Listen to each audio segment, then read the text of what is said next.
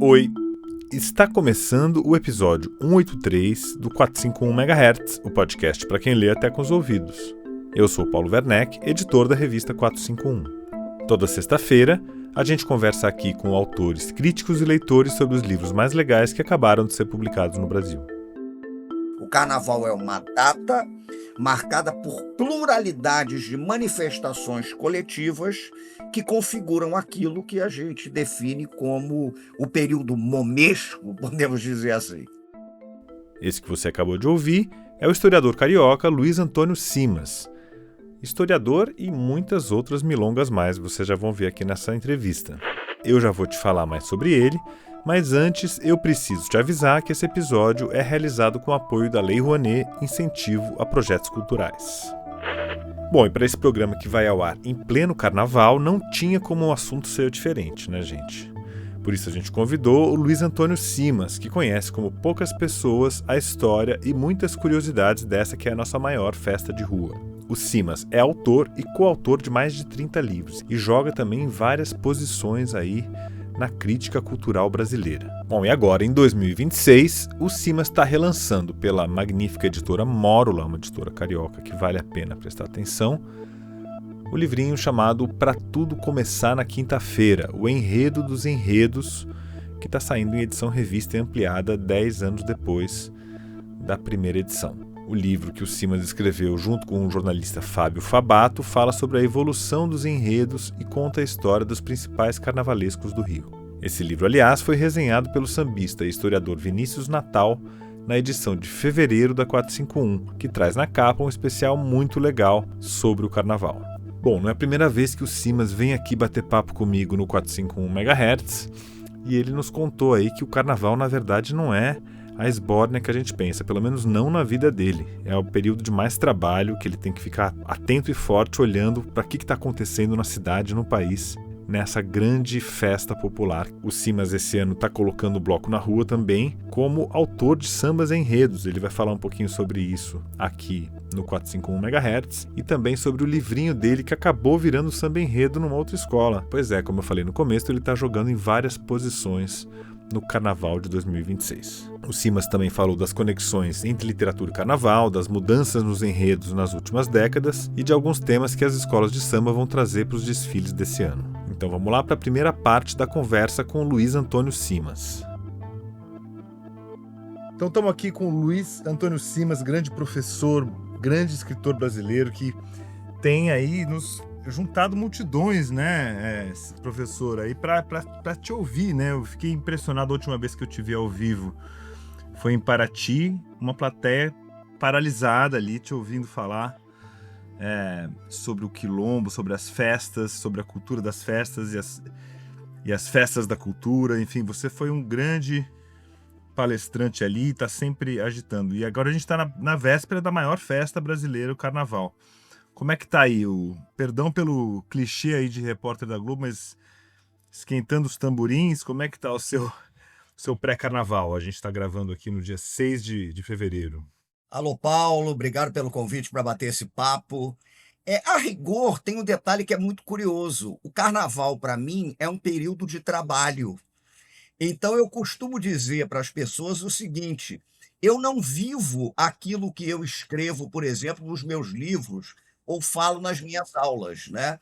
Eu não trabalho com autoficção, nada disso. Então, o Luiz Antônio Simas, ele não é exatamente um grande folião que vai ser encontrado todos os dias na rua, que vai ser encontrado todos os dias no botequim.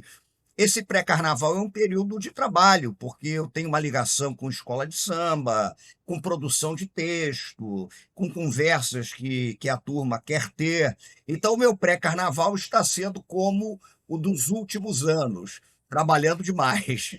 Que bom para nós aqui, né? Que a gente está todo ano vendo vários livros seus saindo e agora um livro seu até ganhando a Avenida, né? Você me contou aqui no bastidor que... Como é que é? Conta pra gente desse enredo aí que saiu da sua cabeça para a Avenida aí a partir de um livro.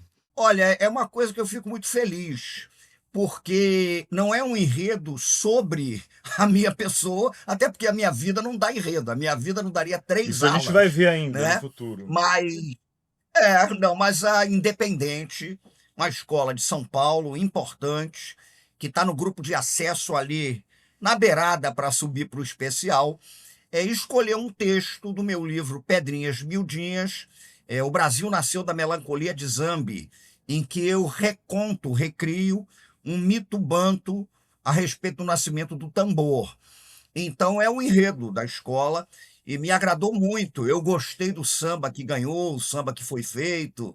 É uma alegria, né, porque no fim das contas a turma cita em enredos de escolas de samba coisas que a gente escreve, trabalhos, enfim, mas essa oportunidade de você ver como o carnaval, como o carnavalesco, entendeu o teu texto, porque o texto tem muito disso, né, Paulo? O texto é o seguinte: ele é teu até o momento em que você entrega.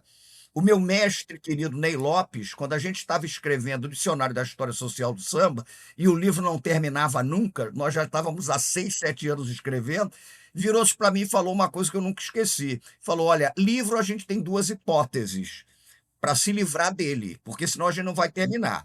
Ou você se livra deletando, ou então entregando para a editora. Então, de certa maneira, eu me livrei já, e aí eu quero saber como isso foi recebido, né? Enfim, é uma curiosidade e eu fico muito Que feliz, maravilha! E evidentemente. isso é uma faceta da sua, enfim, da sua produção. Você também compõe, né? Tem composição sua indo para o carnaval agora, em 2026. O que que tem da sua lavra? É, porque é uma coisa muito curiosa. Eu vou te confessar o seguinte, Paulo, eu jamais imaginei, na infância, na adolescência, me tornar um escritor ou que eu fosse publicar livro. Isso eu falo com a maior tranquilidade, não tem nenhum exercício de humildade aí. Eu sou professor, então eu sei, por exemplo, eu já estou coroa e e ninguém mais precisa me dizer isso. Eu acho, por exemplo, que eu falo melhor do que escrevo. Eu me sinto melhor falando do que escrevendo. É um processo que me agrada mais, né. E eu comecei a escrever em virtude do meu trabalho como professor. Mas, do mesmo jeito que eu vou te dizer que eu nunca sonhei em publicar um livro, eu sempre sonhei em ter músicas gravadas. O meu sonho de adolescência era trabalhar como compositor. E eu tenho várias, só que como eu não canto, ninguém sabe. Eu tenho música gravada pelo Marcelo D2, pelo Criolo, pela Maria Rita, muita coisa gravada pela Fabiana Cosa, né? Moisés Marques, Rita Benedito, então Mônica Salmaço gravou um fado meu, enfim, como melodista e letrista, né? Com parceiros e tal. Então a música sempre foi, na verdade, o meu sonho de adolescência e tal. E eu tenho composições também ligadas ao samba-enredo. No ano passado eu fui parceiro da Anitta no Samba da Unidos da Tijuca, com outros parceiros, e esse ano, com parceiros, 2 escolas do Rio de Janeiro desfilarão com sambas meus, com parceria, evidentemente, com parceiros maravilhosos.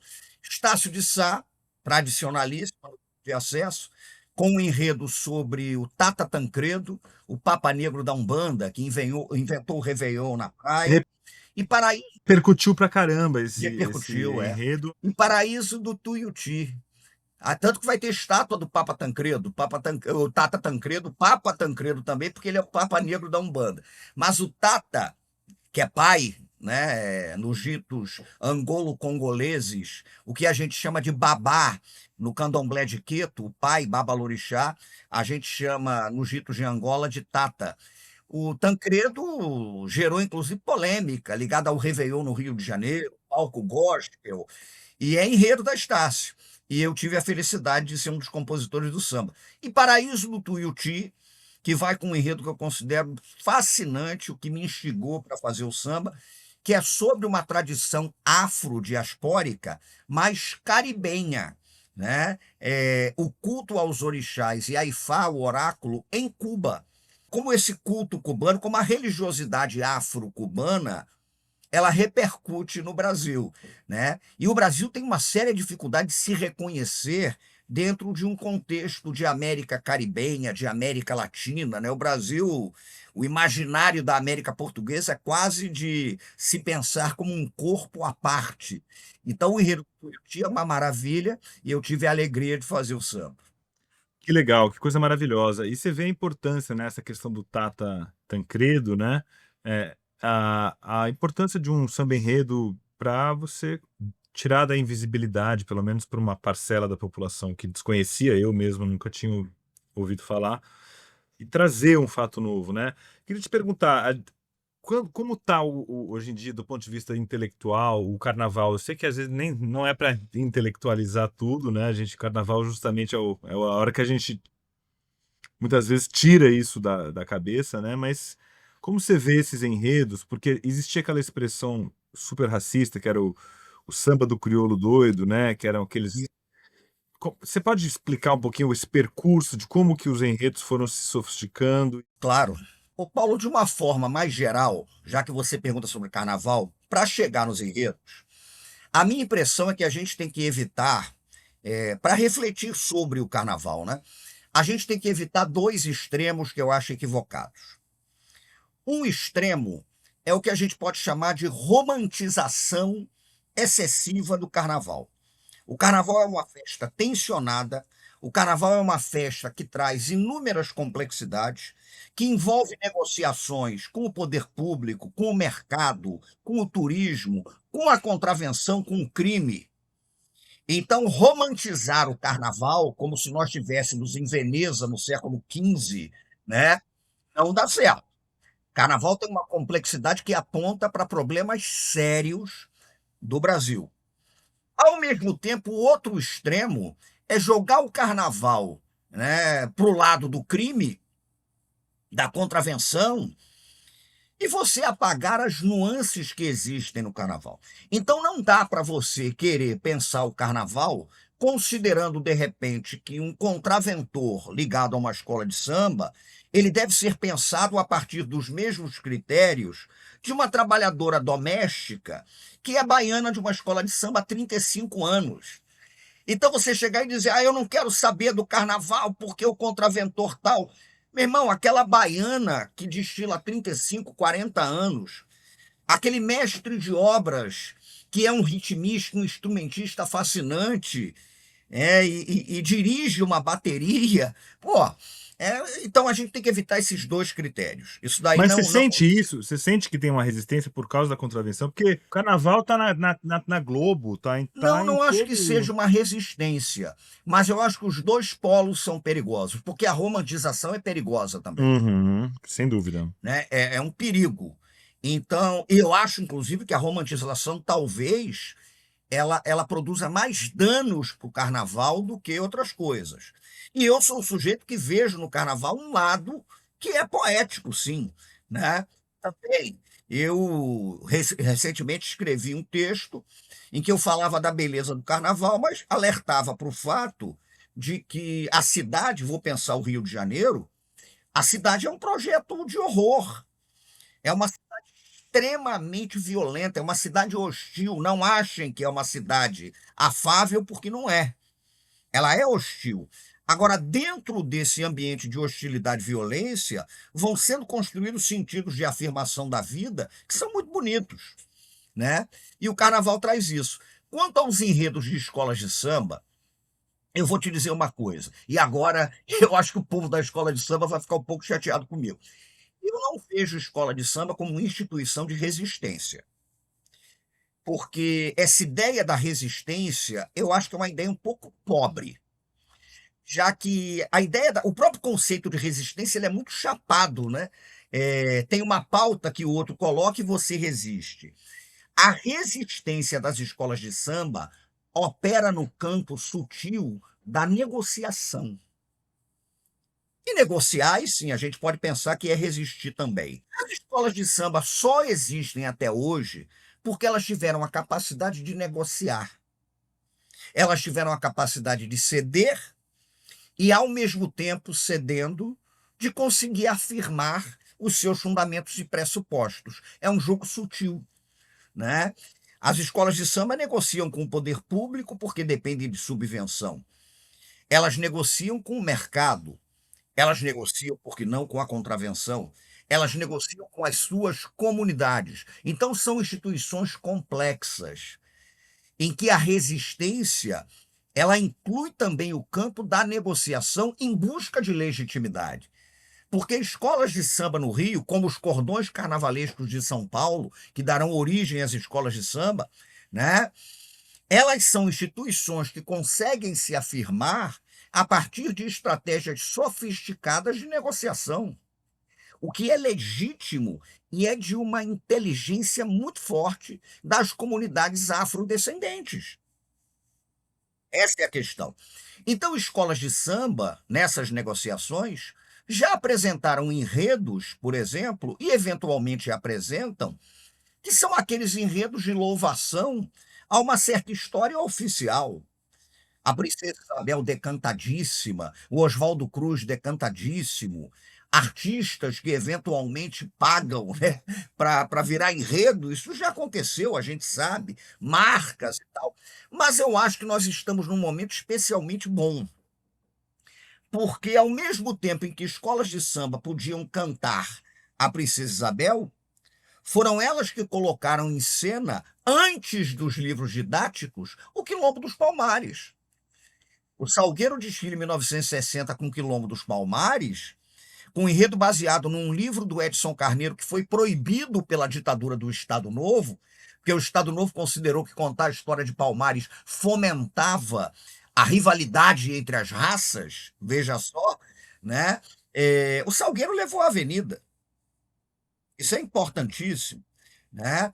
Teresa de Benguela, a rainha negra do Pantanal, do Quilombo do Quari-Terê, ela chegou às avenidas antes de chegar aos livros didáticos. Eu sou um professor de história que escutou falar de Teresa de Benguela primeiro pelo samba.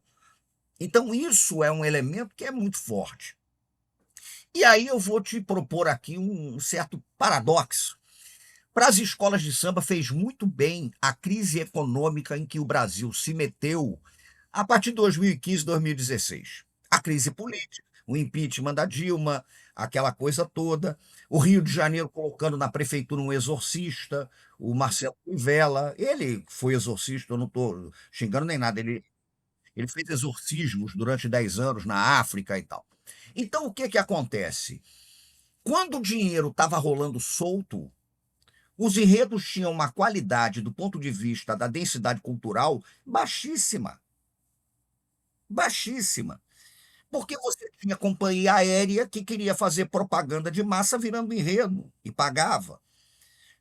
Você tinha marca de leite, marca de iogurte, pagando para virar enredo, e aí o folião tinha que desfilar de lactobacilo da folia.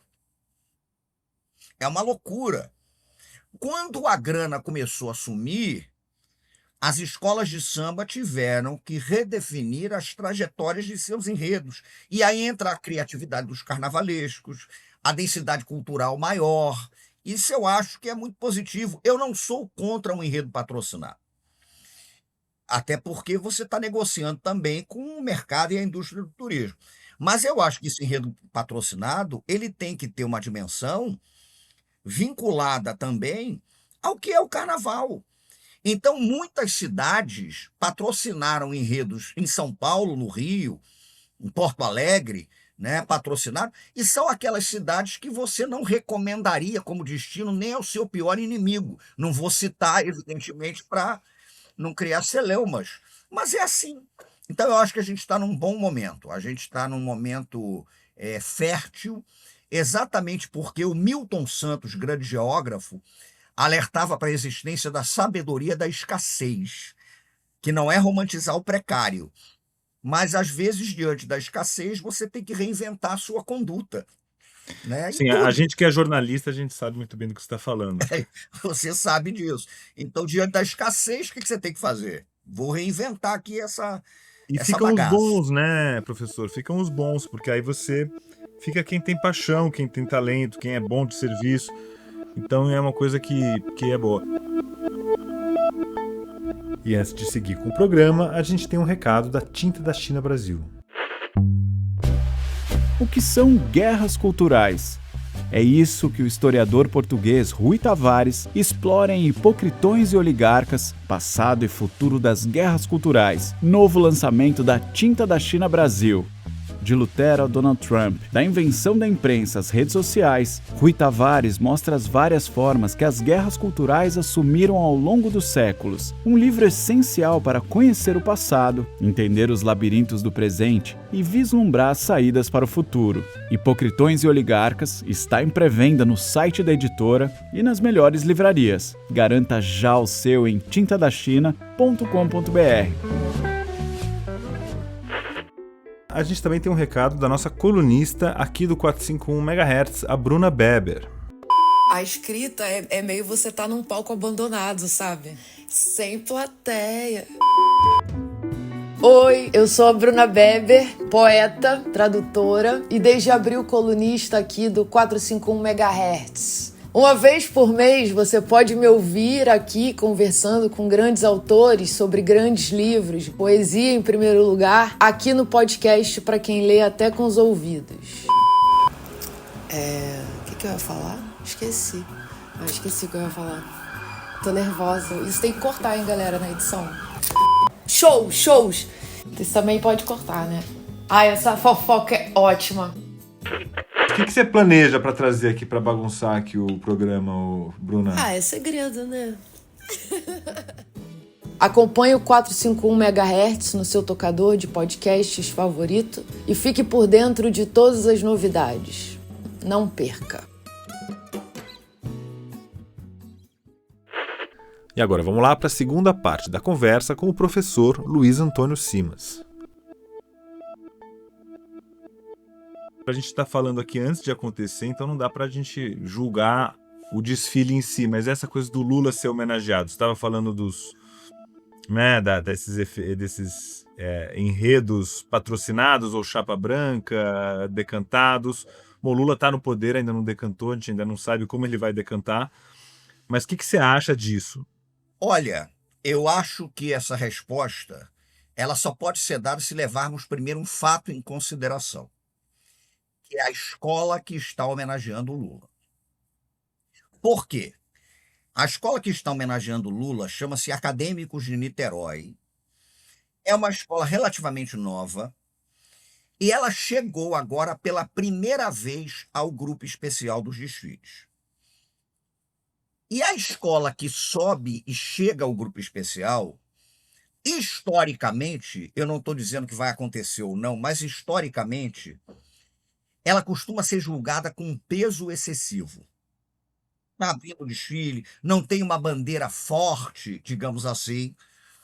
Então, me parece, primeiro, que Acadêmicos de Niterói usou uma estratégia interessante.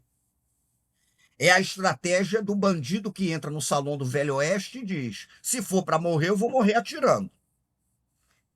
Então, eu acho a escolha do enredo muito inteligente. Por quê? Porque Acadêmicos de Niterói quis criar um fato para o carnaval. Se ela não cria esse fato, a chance dela desfilar incógnita era grande. Incógnita. É uma escola de Niterói. Se ela vem contando a história da fundação da aldeia de São Lourenço de Niterói e as glórias de Araribóia, a chance de passar incógnita, fora da mídia e tal, e tomar um cacete era enorme. Então, a primeira coisa que a gente tem que contextualizar é essa.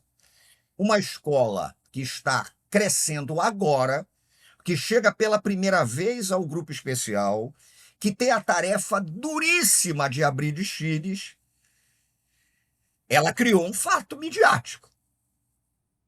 Ela foi para uma posição interessante. Então, não é uma escola já consagrada que resolveu falar isso. Um segundo ponto que eu considero interessante. Eu acho que a pegada do enredo foi inteligente. Porque é a dona Lidu contando a história do Lula. Né? Agora, tem um terceiro fato que é o seguinte: pode ser um tiro pela culatra. Né? Mas aí ela não tem nada a perder, vamos dizer. Não tem, é isso que eu estou te dizendo, cara. Você tá. Meu irmão, você entrou no salão e é isso aqui, ó. O que eu vou fazer no salão? Então, eu acho que o dado que tem que ser dimensionado é esse. A escola quis criar um fato. Ah, porque gerou polêmica. Mas gerou porque o que a escola queria era gerar polêmica. E tá uma celeuma, porque não sei se vocês estão acompanhando isso em São Paulo, porque tem gente entrando com medida para evitar que a escola receba subvenção pública, porque é ano eleitoral, se vai se configurar ou não como propaganda eleitoral. Tem gente dizendo que, na verdade, vai ser um comício na avenida.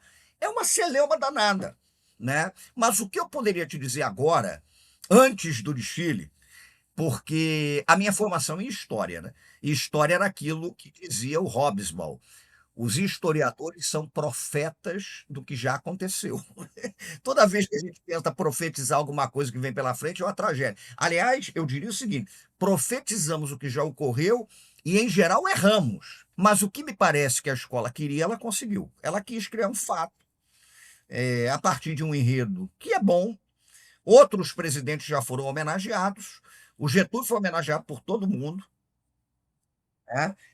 O Juscelino foi homenageado pela Mangueira e tal. O problema é que os dois foram homenageados mortos. Sim. Então, O problema ou talvez seja próprio das homenagens que aconteça postumamente, né, porque essa coisa da homenagem em vida, né, que é sempre incômodo, né, por exemplo, tem lugares do Brasil que dão nomes de rua a pessoas vivas, né.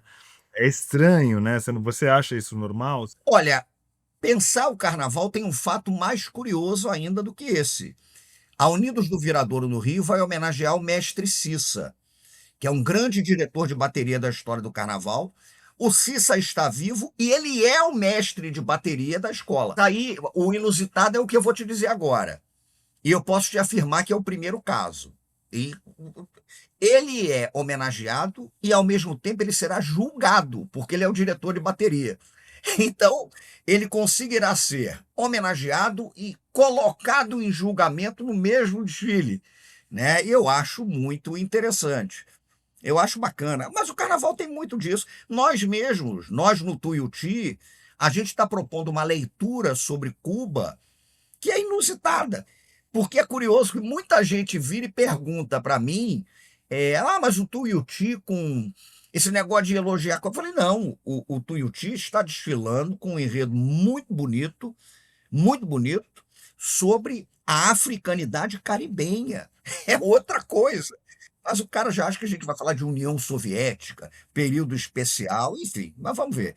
De toda maneira, Niterói conseguiu o que queria, e eu não estou criticando, não. Eu achei uma estratégia inteligente. Criou um fato, né? E vamos ver o que vai acontecer no desfile. Só vamos esperar que no futuro não tenha homenagens ao Gilmar Mendes, ao Hugo Motta, né, É. por Não, mas isonomia, já os teve muita escola poderes de daqui a pouco samba, vão já teve escola de samba que, em comissão de frente, prendeu a Dilma. Já teve escola de samba que homenageou o STF num enredo sobre Xangô. Enfim, faz parte do carnaval. E teremos enredos também literários, né? Bem, bom mencionar isso. A literatura vai. todo ano tem. A literatura é um motor do carnaval, né? Sempre foi. Eu recentemente conversei com Marcelo Moutinho. Autor de texto agora na 451. Ele escreveu Sim, agora sobre o carnaval, exato. O Moutinho conversou comigo para produzir esse texto. Para eu lembrar, porque eu tenho um trabalho com carnaval, tenho um livro com Alberto Mussa sobre samba enredo, uma porção de coisa. E é muito curioso, porque a Conceição Evaristo está sendo homenageada pelo Império Serrano. O primeiro enredo da história do Império Serrano foi de 1948 e foi Castro Alves. Então, o Império já começou com Castro Alves. O primeiro samba enredo da história da Mangueira, no Carnaval de 32, começava citando Gonçalves Dias, né? Então a literatura, ela já passou pela avenida e sinto que faltam estudos sobre isso. Como o Carnaval lê esses livros. Isso é bacana. Todo ano tem. Pô, e todo ano tem vários, professor. Se você pegar Rio, São Paulo e outras escolas pelo Brasil, um monte de enredo legal sobre literatura, né? Esse ano ainda o Guelé 10, que é o coletivo da Sueli Carneiro, está sendo homenageado também. Então é realmente muito legal essa relação do livro com o carnaval, que é uma coisa que no mercado editorial a gente fala, livro de carnaval não vende, eu não sei se você já ouviu essa conversa. Mas o livro, na verdade, ele é um motor do carnaval, ele ajuda a trazer fundamento, né, para os E enredos e vou tal. te dizer mais, as editoras dão bobeira de não publicar sinopse, porque se você lê o material que é preparado a respeito desses livros, é um material muito interessante. As sinopses que as Os escolas publicam. carnavalescos preparam, que os enredistas preparam e que alicerçam o desfile. Porque quando você tem, por exemplo, Defeito de Cor, da Ana Maria da Portela, o enredo não é exatamente o defeito de cor, mas é uma leitura que a escola de samba está fazendo daquele livro, imaginando o encontro entre o Luiz Gama e a Luísa Marim. Esse ano, Carolina Maria de Jesus foi lindamente homenageada em São Paulo, vai ser homenageada no Rio de Janeiro, pelo Unidos da Tijuca, o Quarto de Despejo. Então, a sinopse, ela toma o Quarto de Despejo como referência para contar a vida da Carolina. Toda escola de samba, seja do Rio, de São Paulo, Porto Alegre, Uruguaiana, Belém do Pará, que tem um movimento muito bonito, Manaus, Espírito Santo, Carnaval de Vitória vem crescendo muito. Toda escola de samba prepara uma sinopse a respeito do seu enredo. Essa sinopse é inspiração para que o compositor produza o samba. E, além disso, esses enredos são apresentados ao corpo de júri, com textos muito interessantes, porque a gente que trabalha com isso sabe que é a questão da recepção, como é que uma obra literária é recebida, né? Então isso é muito interessante e toda hora a gente tem isso acontecendo e tal, e de coisas, formas instigantes. Gente, e livros, você quer ver? Vou te dar um exemplo. Eu só comecei a encontrar uma chave para ler um livro que hoje eu amo, que é uma Invenção de Orfeu, do Jorge de Lima. Eu amo. Eu já usei em epígrafe, amo. A partir de um enredo. Quando a Vila Isabel desfilou em 76 com Jorge de Lima, o samba, aliás, um enredo proposto pelo Flávio Rangel, né, que deu de presente para a Vila Isabel, o samba resolveu a minha entrada naquele enredo. Então, tem coisas que são muito interessantes, gente, e livros que a gente não imagina e viraram enredo. Invenção de Orfeu é um deles. Mas assim, até o Moutinho fala nesse texto nosso, lá da 451, que as escolas são pouco retratadas em livros, né? Pelo menos na literatura. Você não tem grandes romances que se passam no ambiente de uma escola, por exemplo. Eu li o texto do Moutinho, li a revista. O cerne do texto do Moutinho é muito interessante, é o amor não correspondido, né? Porque as escolas de samba falam da literatura, que falou muito pouco. Você vai pegar o Aníbal Machado, enfim, né? Vai pegar o Alberto Mussa. Alberto Mussa escreveu recentemente Extraordinária Zona Norte, então, em que a escola de samba tem uma função crucial no desenvolvimento da trama, do Beto, né? Mas é difícil. A mesma coisa eu posso dizer em relação ao futebol, né? Porque você tem livros maravilhosos. Você tem o Sérgio, por exemplo, Sérgio Rodrigues, que escreveu um livraço. Você tem o Chico Sá, você tem o Edilberto Coutinho com Maracanã Adeus. Mas ainda é muito pouco diante do que o futebol representa para a formação, né, da cultura E a brasileira. que se deve? Você acha que isso é a questão do velho problema entre alta e baixa cultura, com todas as aspas aqui? Eu não sei se eu teria uma reflexão mais aprofundada sobre isso, mas a minha desconfiança é essa, né? Eu desconfio que a gente ainda traga, de certa maneira, digamos, um certo ranço que está introjetado, que eu nem diria que é intencional, mas um ranço que está introjetado aí, né? E é curioso, porque quando a gente fala de escola de samba e quando fala de futebol, são ambientes vinculados muito mais à oralidade, né? Você está trabalhando na dimensão da oralidade. Isso talvez tenha inibido a transformação disso em palavra escrita. Talvez tenha a ver com esse tipo de coisa. E a outra coisa, a gente tem muito hoje, por exemplo, que muita gente chama de autoficção, aquela coisa toda. E a maioria, isso não é uma crítica, não, é só uma constatação, gente.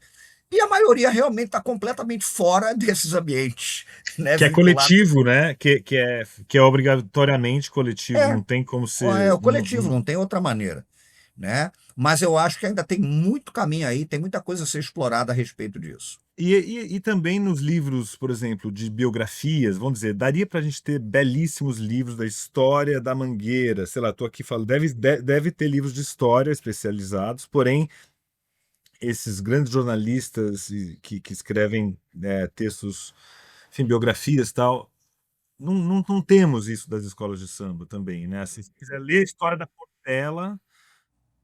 Portela, eu até escrevi um livrinho sobre a Portela, em 2012, né? Mas é um ensaio, ele não tem a pretensão de ser uma biografia.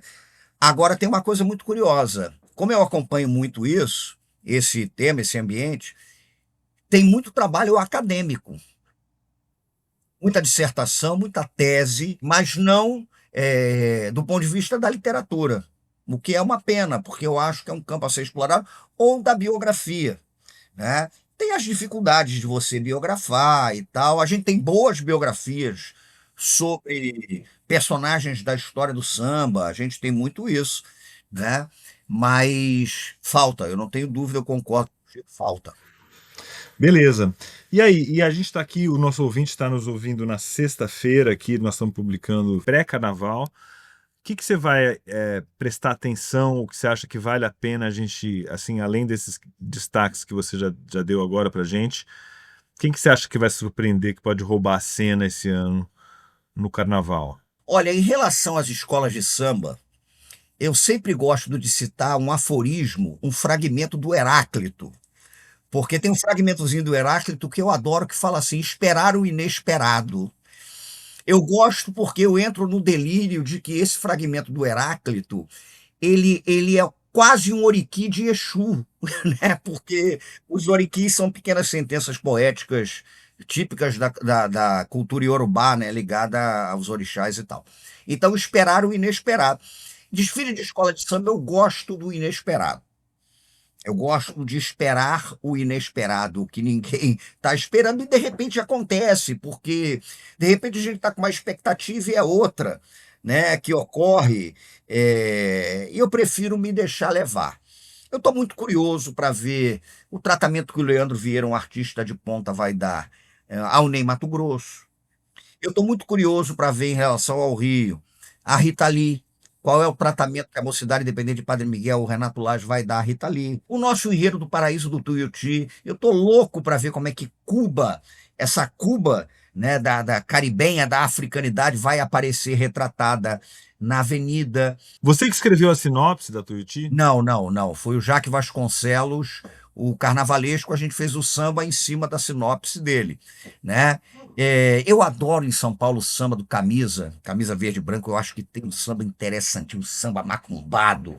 Eu quero ver como é que esse samba vai se comportar na avenida, né? Eu tô muito curioso. E o carnaval de rua, para mim, é sempre um enigma. Às vezes eu acho que eu tô novo para morrer e velho para o carnaval de rua. Às vezes eu tenho essa impressão, eu estou naquela fase de que para morrer ainda não, mas para o carnaval de rua atual talvez eu esteja um pouquinho velho. E o carnaval de rua tem me instigado, porque eu acho que o carnaval de rua está vivendo aí um momento curioso, porque ele está espremido entre a ordem pública, e é evidente que tem que existir uma ordem pública, é lógico, lógico. Ele está espremido entre um discurso que está muito vinculado a um imaginário neopentecostal, como a festa do pecado, né? Então, o avanço de designações pentecostais, não todas, evidentemente, mas de algumas designações pentecostais colocam o carnaval em xeque a partir desse imaginário do pecado, e o carnaval de rua hoje ele está sendo acossado também pelo mercado, né? É, é a ideia de que o carnaval tem que ser mensurado pelo retorno financeiro. E eu acho que uma coisa não inibe a outra. O carnaval também tem uma dimensão vinculada à existência da coletividade, né? Então, o carnaval de rua está muito interessante porque está envolvendo tensões sobre a própria ideia de uso da cidade, né? O que que a gente imagina que a cidade tenha que ser? Direito à rua, né? Uma porção de coisas. Eu estou curioso, vamos ver o que que vai acontecer. É muito legal porque tem cidades que estão criando seu próprio carnaval, né? Tem agora essa história do carnaval de BH, que virou a vanguarda do carnaval de rua, aparentemente, exatamente. Mas é legal porque cada cidade tem, volta a ter o seu próprio carnaval, porque isso já foi assim, né? E por um momento do século XX a gente parou de ter isso, né? Obrigado por sua pergunta, porque eu quero sempre dizer uma coisa. Quando eu estudo carnaval, é um tema que eu considero que eu estudo. Eu sou historiador. Se você me perguntar sobre a geopolítica do pós-Guerra Fria, eu não te responderia, porque eu não me sinto seguro. Não é um tema que eu tenha segurança para chegar em público e falar. Mas carnaval eu acho até que eu tenho. O carnaval não é uma festa. Carnaval é uma data marcada por uma enorme pluralidade de festas. E como carioca, eu vou te dizer, faz mal ao carnaval brasileiro um certo papel de centralidade construído no imaginário pelo Rio de Janeiro e que é oriundo, evidentemente, da corte, é oriundo da capital federal e tal. Porque o carnaval é plural e ele tem sotaques muito próprios, né? Então você vai para São Luís de Paraitinga, ali tem um carnaval de marchinha, que é um negócio extraordinário. Você vai para os maracatus, né, de Pernambuco, os bonecos de Olinda, os blocos, esse carnaval de Belo Horizonte, o carnaval de Uruguaiana, que pouca gente sabe, mas é um carnaval de escola de samba muito forte, né? O carnaval do Pará, o maracatu cearense, que tem uma característica que é diferente do maracatu pernambucano. O carnaval baiano, com toda essa pluralidade, esse tensionamento que envolve a festa na Bahia, que é uma coisa espetacular, né? Então, essa pluralidade é importante ser ressaltada, porque o carnaval não é uma festa no singular. O carnaval é uma data marcada por pluralidades de manifestações coletivas que configuram aquilo que a gente define como o período momesco, podemos dizer assim. O Paulo Roberto Pires, que é um grande folião, ele criticava muito ali o começo dessa aura dos blocos de rua cariocas, porque ele é carioca, né, em que tinha uma certa etiqueta e com o jeito certo e não podia divulgar o lugar do bloco e quer dizer, era uma gourmetização do carnaval que realmente não faz sentido nenhum, né? É totalmente contraditória com o próprio espírito de carnaval, né? E colocando uma pimenta no comentário do nosso amigo Paulo.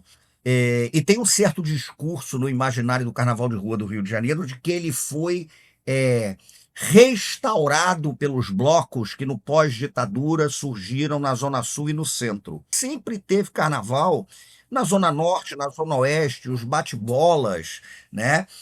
Esse carnaval que se faz fazendo caminhante, não há caminho, o caminho se faz ao caminhar e tal, Dom Juan, é a mesma coisa para o carnaval, porque o Paulo está corretíssimo, essa coisa de você disciplinar uma festa de rua, que por excelência é uma festa que dialoga com o imprevisível, é muito complicado. Isso, muito bom. Professor, eu vou pedir última resposta para você aqui. Eu queria que você me falasse um pouco sobre esse enredo, então, do Tuiuti da Santeria, que a gente ouve falar tanto, que é a tradição afro-cubana, né? Uhum. Tuiuti, na verdade, não é exatamente a santeria. Por quê? Porque assim como no Brasil você tem, digamos, o candomblé e a umbanda, que são duas manifestações de culturas afrodiaspóricas no campo da religiosidade, em Cuba você tem a santeria e em Cuba você tem o Ifá, que é um sistema oracular dos iorubás, que com a diáspora firmou-se de uma maneira muito forte em Cuba e menos no Brasil. Porque a diáspora reconfigura, evidentemente, até as religiosidades. Na África, por exemplo, você tem uma divindade que comanda os oceanos, que chama-se Olocum. Em Cuba, o culto a Olocum é muito forte. No Brasil, o reino de Olocum foi incorporado a Iemanjá. Tanto que a saudação a Iemanjá é Odoiá. E é curioso porque Iá é mãe em Iorubá e Odô é rio. Enquanto Okun é mar em Iorubá. Olocum é o grande senhor dos mares, né? Iemanjá é a senhora dos encontros entre rios e mares na África. Ah, mas então você está dizendo, não estou dizendo nada, porque a diáspora é um empreendimento inventivo de reconstrução de modos de vida. É o que fala o Paul Gilroy no Atlântico Negro, um livro referencial, né? Então, em Cuba, essa africanidade diaspórica, ela se define na santeria, no culto às entidades e tal, no oráculo de Ifá, e aí vem o detalhe interessante, e nas encruzilhadas que ligam o oráculo de Ifá à religiosidade cubana, aos santeiros, por exemplo. Isso é fascinante, né? Essa encruzilhada é muito interessante, porque, eu não posso deixar de falar isso, a gente trabalha muito pouco e pensa muito pouco sobre o sincretismo intra-africano na diáspora. A gente acha que o sincretismo é afro-europeu, afro-brasileiro, afro-caribenho e o intra-africano. As Áfricas não se encontraram na África, mas se encontraram na experiência diaspórica, né? Então, o enredo do Tuiuti traz esse Caribe para a gente, o Caribe dos santeiros, o Caribe dos babalaôs, né? O Caribe das entidades iorubãs que se redefinem na ilha, e como isso impacta e dialoga também com a religiosidade afro-brasileira. Essa ideia de você pensar o Atlântico como um espaço de fluxos e refluxos, né, para usar uma expressão até que foi usada num livro muito forte do Pierre Verger, o fluxo e o refluxo. E o Atlântico como esse espaço, portanto, de intercâmbios e cruzos da cultura, é o objetivo presente nesse enredo que eu acho muito bonito do Tuiuti, e a gente espera que a coisa na Avenida funcione. É uma grande encruzilhada esse Atlântico, É né? isso. Acho que é Na essa a verdade, a gente ideia. está nessa encruzilhada, né? Não adianta ficar achando que nós estamos em caminho reto, porque não dá, é encruzilhada. Então, muito obrigado. Valeu, Paulo. Sempre um privilégio muito grande poder te ouvir. Bom carnaval para nós, bom trabalho aí, professor. E depois da quarta-feira de cinzas, volte à diversão, por favor, que a gente também precisa. Voltarei. Depois do carnaval começa o meu carnaval. Tamo junto. Beleza. Abração, obrigado. Obrigado, valeu.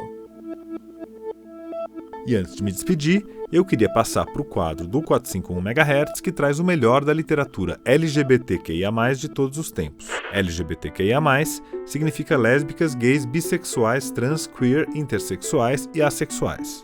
Nesse quadro, a gente convida autores e grandes leitores em geral para indicar os livros que foram marcantes, as leituras recentes e outras dicas literárias LGBTQIA+, imperdíveis para todos os leitores. A dica de hoje é do Luiz Morando, que é pesquisador da memória LGBTQIA+.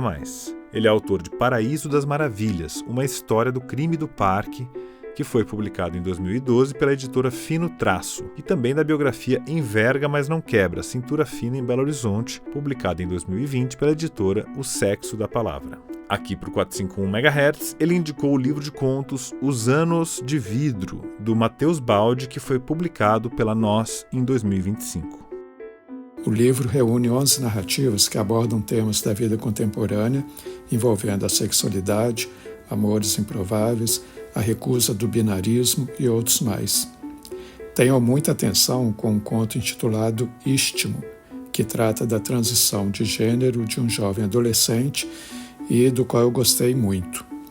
Matheus Baldi é uma jovem autora não binária do Rio de Janeiro, com estilo original, corajoso e vigoroso. Vale muito a pena conhecer seu livro de contos, Os Anos de Vidro. Então foi essa a dica do Luiz Morando, Os Anos de Vidro, de Matheus Baldi, que saiu pela editora Nós em 2025. Bom, gente, estamos encerrando o programa, mas antes eu queria fazer uma pequena correção. No episódio 179, na entrevista com José Falero, na introdução, eu acabei falando o nome de um livro dele errado. A coletânea de crônicas que o José Falero publicou pela Todavia tem o título Mas em que mundo tu vive? Peço desculpas ao Falero e aos ouvintes por esse errinho que acabou passando na nossa checagem. A gente já fez a correção lá no episódio 179. E agora aproveita que você está aí com seu celular por perto e faz uma avaliação desse episódio e também do podcast. No Spotify e no Apple Podcasts, por exemplo, você pode dar 5 estrelas aqui para o nosso programa e comentar o que você achou desse episódio. É só clicar no ícone com as 5 estrelinhas e atribuir a sua avaliação. Você também pode indicar agora mesmo o 451 MHz para outras pessoas. É só clicar no botão de compartilhamento e enviar por Zap para as pessoas com quem você gosta de discutir temas literários. E não esquece de seguir a gente no Spotify, no Apple Podcasts ou na sua plataforma preferida. Assim você pode receber notificações quando os episódios forem publicados. E antes de dar tchau, eu queria agradecer aos nossos ouvintes entusiastas que colaboram financeiramente para a realização do podcast. Então, muito obrigado ao Alexandre Vidal Porto, Ana Carla Dias Braga, André Viana, Arthur Petrola, Daniela Falcone, Eliane Marta Teixeira Lopes, Flávio Francisco de Moraes, Getsemane Silva, Gustavo Senechal, Irene de Almeida Biasoli, Lorena Grise, Lucimara Carvalho, Luísa Franco, Marcelo Roseno de Oliveira, Matheus Cacique Moraes, Nancy Rodrigues Barbosa, Newton Brigatti, Patrícia Rodrigues Sanches, Priscila Valverde de Oliveira Vitorino, Ramon Limeira Cavalcante de Arruda, Regina Gomes Sodré e Rodrigo Bittar. Muito obrigado a todos os nossos ouvintes entusiastas. É isso aí, chegamos ao final do episódio 183 do 451 MHz. O nosso próximo programa vai ao ar no dia 20 de fevereiro, na sexta que vem. O 451 MHz é uma produção da Associação 451 e eu sou o Paulo Werneck.